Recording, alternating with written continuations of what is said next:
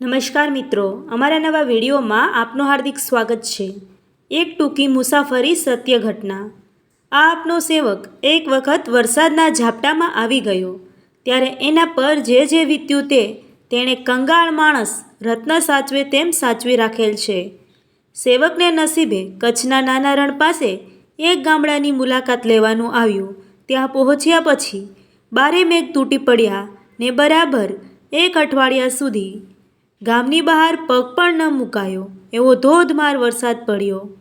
ગામની ચારે તરફ પાણી જ થઈ રહ્યું અને રણમાં તો એ પાણીનો દેખાવો પણ ખાસ હિલોળા મારતા સરોવર જેવો થઈ રહ્યો। ગામની બહાર નીકળીએ એટલે ચારે તરફ જાણે મહાસાગર ભર્યા હોય તેવો દેખાવો નજરે ચડે। આ બેટમાંથી બહાર નીકળવા માટે એક અઠવાડિયું વિતાવ્યું। બરાબર 14 માઇલ ઉપર સ્ટેશન હતું અને ત્યાંથી પણ ગાડી ચાલુ નહીં થયેલી, એટલે બીજા 20 માઇલ ચાલવાનું હતું। જેમ તેમ કરીને દેવા રાવળને મનાવ્યો અને તેણે સાંજ લઈને સ્ટેશન સુધી આવવાનું કબૂલ કર્યું। ત્યાર પછીની મુસાફરી જોઈ લેવાશે એમ આકાશી આધાર રાખી લીધો। સવારે 7 દેવાને ઘેર પહોંચ્યો ત્યારે એ હજી નિરાતે સૂતો હતો। તેને ઉઠાડ્યો। મારાથી તો નહીં અવાય, સાથી આવશે એમ કહીને એ તો પાછો સૂઈ ગયો। હજી વિચાર કરું છું કે શું કરવું, એટલામાં બરાબર 4.5 ફૂટ લાંબુ, જાડું, ટૂંકા હાથ પગવાળું, બેઠી દડીનું એક મનુષ્ય દેખાયું। જાડા ટૂંકા વાળ, ઉઘાડું શરીર, મોટા નસકોરાથી શોભતું એ છેક પાછે આવ્યું। લ્યો ચાલો, તૈયાર જ છો ના?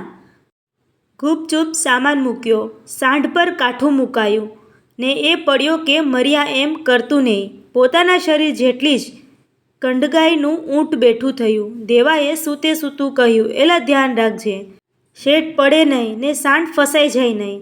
હવે એમ તે ભાઈ, અમે જન્મારો કાઢ્યો છે કે વાતું?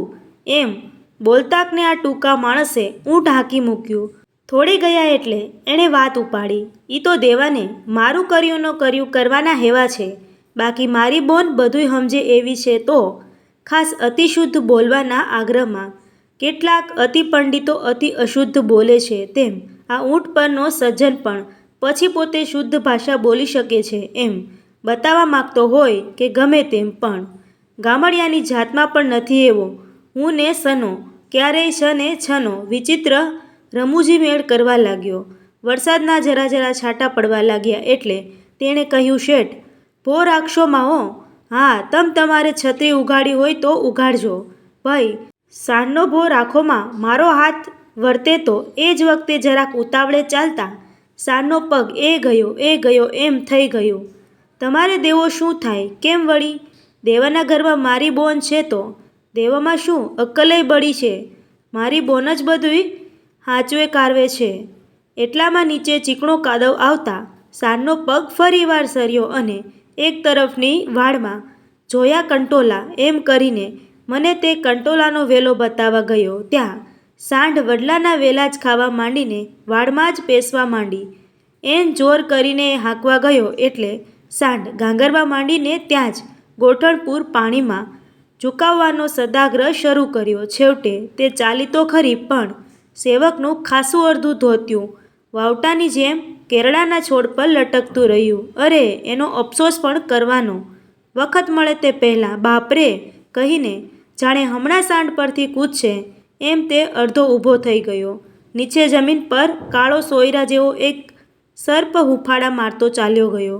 સાંઢને નો ડગવા દઉં હો, મારો હાથ વર્તે તો દેવાનો હાથ ન રહે એમ કહીને તેણે સાંઢ હંકારી। હવે આ સદગૃહસ્થનું મુબારક નામ જાણવાની ઈચ્છાથી મેં પૂછ્યું, તમારું નામ?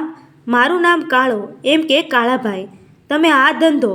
હું કાંઈ વધુ બોલું તે પહેલાં તેણે કહ્યું, આ સાંઢ મારો હાથ બહુ વર્તે તો દેવાનો હાથ તો ન રે। હા પણ કાળાભાઈ, પૂરું વાક્ય જ કયો ભાઈ, થાવા દે। સવાલ પૂછાય તેમ પહેલાં તો કાળાની જીભ છૂટી।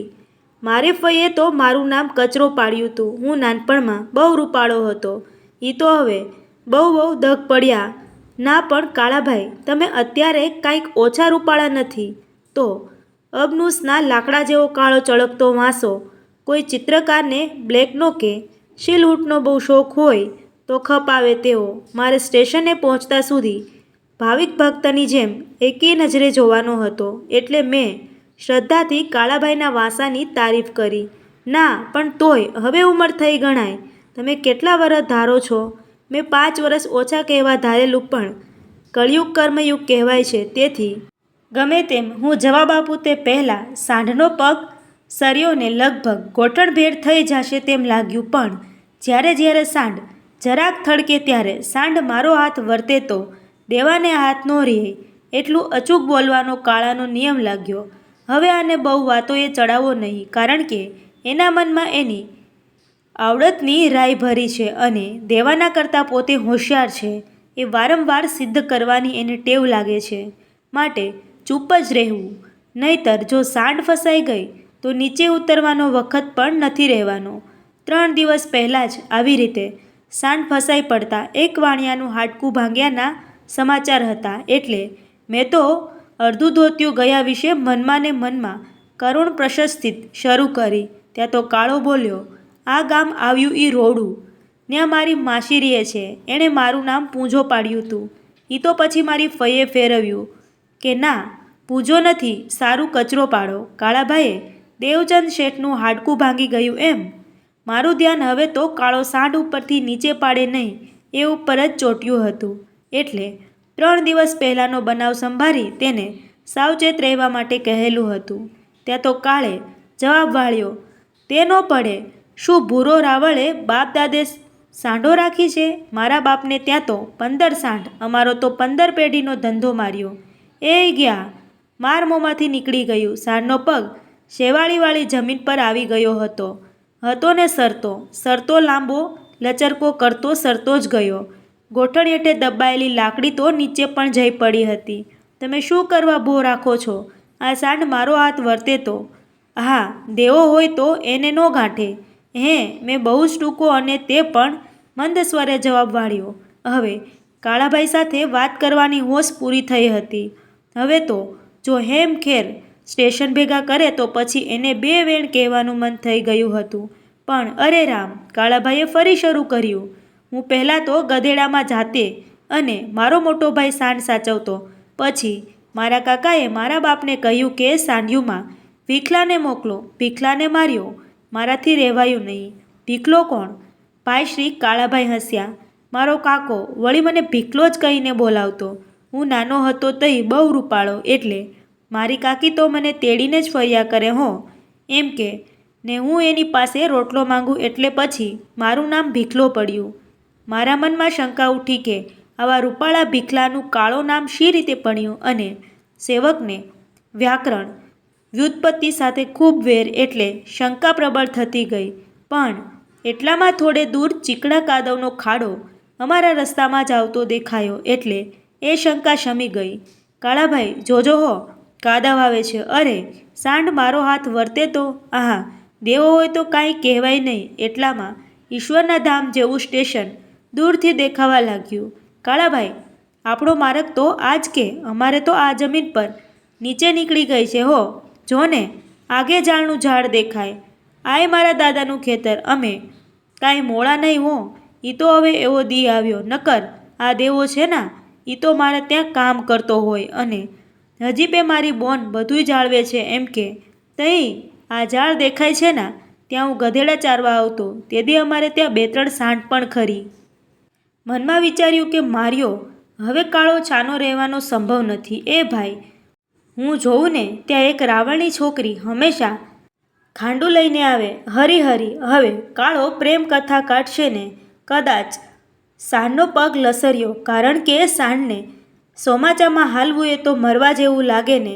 રેતી માટે નિર્માણ થયેલા પગ કાદવમાં તો ડગલે ને પગલે સરકે. તેમાં જો જરાક હાંકવાવાળો મોળો હોય તો સાંઢ ધબ દઈને નીચે જ પડે ને, તે પણ બેસનારા ઉપર જ પડવાનો સંભવ.